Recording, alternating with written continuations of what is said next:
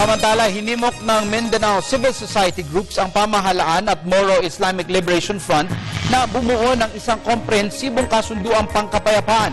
Ito ay upang tuluyan ng matuldukan ang kaguluhan sa Mindanao. Si Wences Likmoan ng PTV Davao para sa detalye. Nagtulong-tulong ang mga pinuno ng Mindanao Civil Society leaders at ang kani-kanilang mga grupo upang maisaayos sa madaling panahon ang Bangsamoro Peace Talks.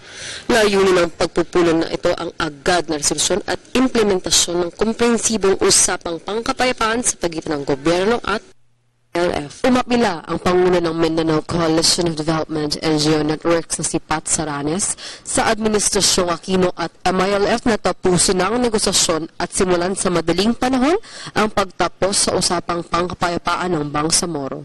Affirming our commitment to and inviting the whole of peace in Mindanao, gathered to reflect on the urgent issues affecting the negotiations between the government and the Moro Islamic Liberation Front, or the MILF, and to discern what can be done in earnest to keep alive the hopes for lasting peace.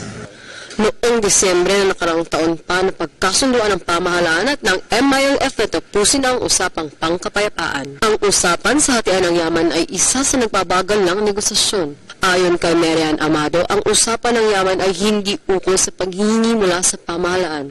Bagkus, pinahalaga nito ang maayos na pamamahagi sa pagitan ng dalawang panig. In the negotiation on wealth sharing, they are already going into the details on ano mga resources at si-share nila.